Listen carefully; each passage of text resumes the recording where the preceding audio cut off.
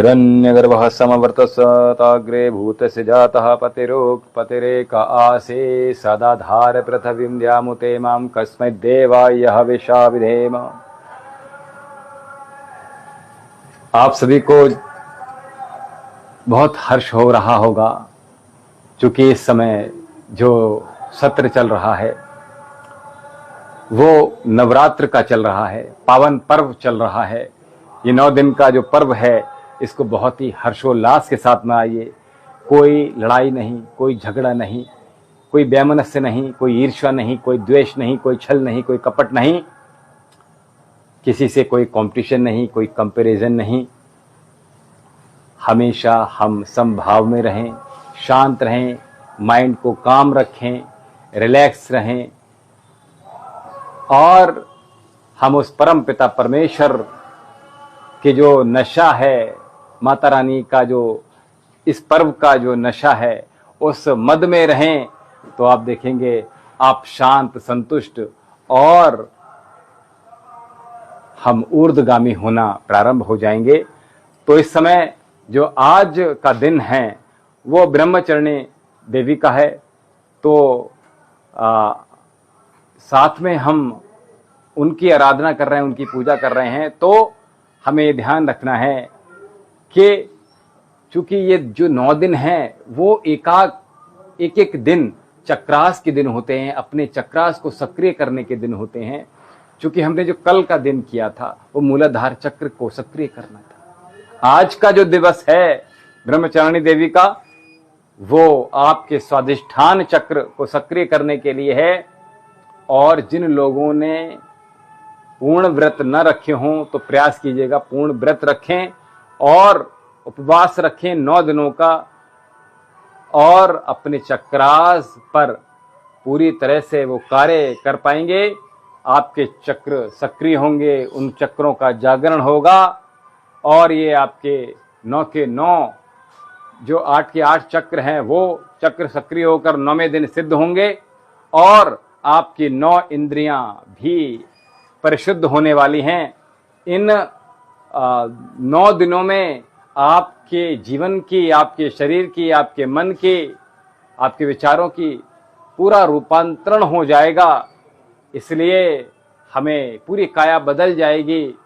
एक नई काया, नए मस्तिष्क, नए विचारों के साथ, नए शरीर के साथ आप जीवंत हो जाएंगे। क्योंकि अभी हम गर्मियों में अपने शरीर के साथ जी रहे थे, अब सर्दियां आ जाएंगी तो एक नया शरीर को तैयार करना है। इसके लिए हमें उपवास रखना।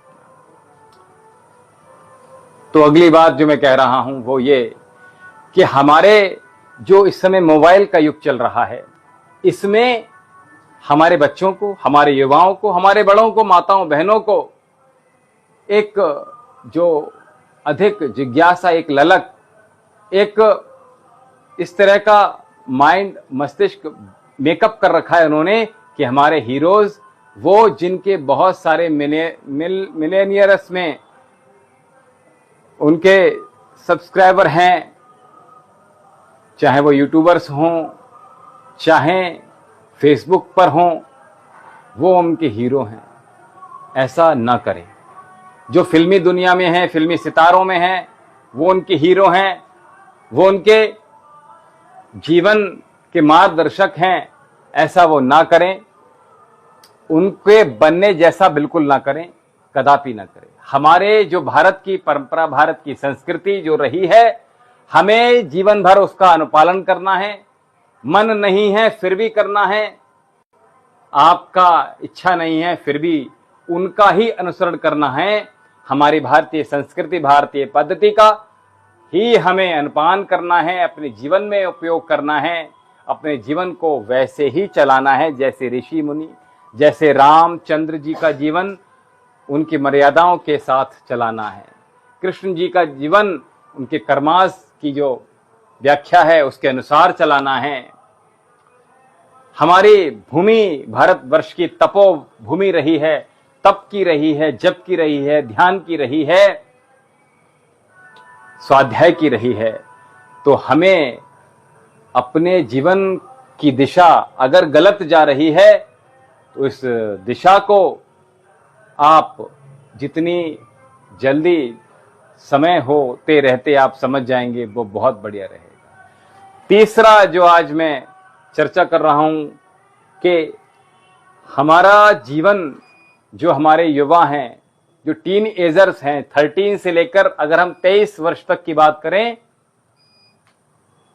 तो यानी 13 से लेकर 19 ये टीनेजर्स हो गए। और अगर मैं ये कहूं कि 13 साल से लेकर 23 साल तक का जो जीवन होता है वो एक व्यक्तित्व के निर्माण के लिए होता है। तो इसलिए हम सभी बच्चों से, सभी माता पिता, सभी बंधुओं से, सभी बुजुर्गों से, सभी बड़ों से बस यही कहेंगे कि अपने परिवार पर पूर्णतः ध्यान दीजिएगा। और उसको ध्यान देने के लिए आपको ये ध्यान देना पड़ेगा कि हमारे बच्चे बिगड़ने न पाए। 13 वर्ष से 23 वर्ष तक का जो समय है उसमें बहुत ज्यादा ध्यान देने की आवश्यकता है। और ध्यान पूर्वक किसी भी नशे में नहीं जाना है, किसी भी व्यसन में नहीं जाना है, किसी भी मद में नहीं जाना है, किसी भी व्यसन की बात करूं तो किसी भी जो रिलेशंस चल रहे हैं, जो गर्लफ्रेंड बॉयफ्रेंड, इसमें नहीं जाना है। और ये बहुत ही, जिसके ज़्यादा गर्लफ्रेंड हैं, बॉयफ्रेंड जिसके ज़्यादा हैं, ऐसा बहुत अच्छा माना जाता है। अगर हम ये आध्यात्मिक और भारत की परिवेश से कहें तो ये बहुत ही हमें शर्मनाक बात होती है। और यही वक्त होता है 13 वर्ष से लेकर 23 वर्ष का कि हम लोग, बच्चे गुटखा खाना प्रारंभ कर देते हैं, शराब पीना शुरू कर देते हैं, देखा देखी सिगरेट, स्मोक, बीड़ी, तंबाकू, सुल्फा, गांजा, पता नहीं क्या क्या कौन कौन से इतने संगीन जो आपके व्यभिचार हैं उनमें पढ़कर हम संगीन जुर्म कर देते हैं। तो प्रयास कीजिएगा बच्चों, आप सभी लोगों से मैं ये कहूंगा कि आप किसी भी मद में ना पड़ें और किसी की देखा देखी ना करें। आपको जीवन, आपका स्वयं का अपना जीवन है, तो हमें अपना जीवन अपने हिसाब से चलाना है, यानी कि सात्विक मार्ग पर रहकर चलाना है। किसी को कंपटीशन नहीं करना है, किसी का कंपेयर नहीं करना है। और अगर कंपेयर करें, कंपटीशन करें तो हमारे जो बहुत सारे ऋषि मुनि, हमारी भारत भूमि भरी पड़ी है इन सभी से, तो उनका आप अनुसरण करें तो बहुत अच्छा है। तो इसीलिए चौथी बात जो आज मैं कह रहा हूं वो बहुत ही ज्यादा गंभीर है।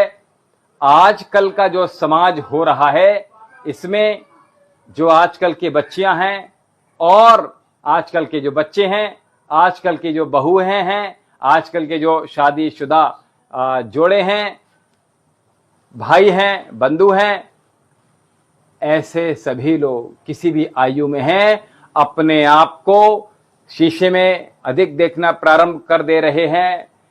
मोबाइल में देख देख कर वो रील्स बना रहे हैं। आयु हो गई है 55 की, लेकिन प्यार जगा रहे हैं वो बचपन का। तो यह प्रयास कीजिएगा, हम सभी लोग, केवल एक ही तरीका है। आप देख रहे हैं कि आज जो बच्चे हमारे बाहर रह रहे हैं, गांव से, कस्बों से, शहर में सेपरेट रहना प्रारंभ जिन्होंने कर दिया है, जिन फैमिली में, जिन परिवारों ने, उनके बच्चे बिगड़ रहे हैं।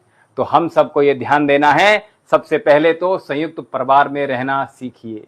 और उसके लिए हमें बहुत बर्दाश्त करनी पड़ेगी। आपके परिवार में जितने भी सदस्य हैं, सब एक दूसरे को समझें, एक दूसरे की गलतियों को नजरअंदाज करना सीखें और उनकी गलतियों को कभी उजागर ना करें, ना अपने सामने, ना किसी रिश्तेदार के सामने, न किसी संबंधी के सामने, न किसी समाज में, न किसी मंदिर में जाकर। मैं देखता हूं कि मंदिर में जो माताएं बहनें कीर्तन करने को आती हैं वो अपनी बहुओं की बुराई करती हैं। जो बहुएं किटीज में जा रही हैं वो सासों की बुराई कर रही हैं। जो भाई किसी अपने ग्रुप्स के साथ घूमने जाते हैं वो आपस में न जाने कितने व्यभिचार कर रहे हैं। तो प्रयास कीजिएगा, भारतीय संस्कृति को पूरी तरह से अपने घर में एक नियमबद्ध तरीके से अपनाना प्रारंभ कर दीजिए। और साथ में संयुक्त परिवार, जो हमारे, आपने एक कहानी सुनी होगी ना कि एक लकड़ी को कोई भी तोड़ सकता है, दो लकड़ी को कोई भी तोड़ सकता है, लेकिन जब वो सारे अपने गृहस्थ के जो परिवार के सदस्य हैं एकजुट हो जाते हैं, एक साथ जुड़ जाते हैं, तो उनके परिवार की ओर कोई बुरी नजर से देखना भी अपनी गलती समझता है। तो इसलिए मैं आप सभी से ये आह्वान कर रहा हूं कि अभी तक आप संयुक्त परिवार में नहीं रह रहे हैं तो अपने आप को संयुक्त परिवार पुनः से निर्माण कीजिए अपने अपने घरों में, और एक खुशी माँ का माहौल बनाइए। और ये जिम्मेदारी मैं बच्चों को नहीं, युवाओं को नहीं, केवल बड़ों को नहीं, सभी को देना चाहता हूं।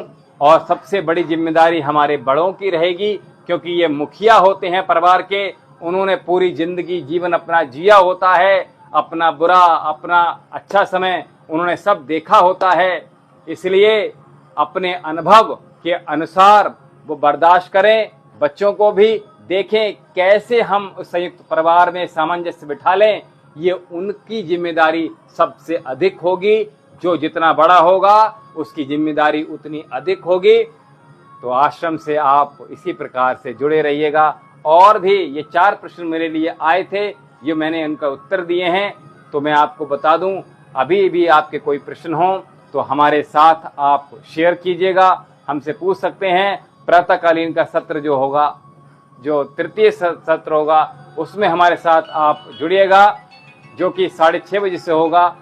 और अभी हमें आश्रम से अभी समय हो चला है हमारे से आपको विदा लेने का, तो अभी दीजिए आज्ञा। ओम शम।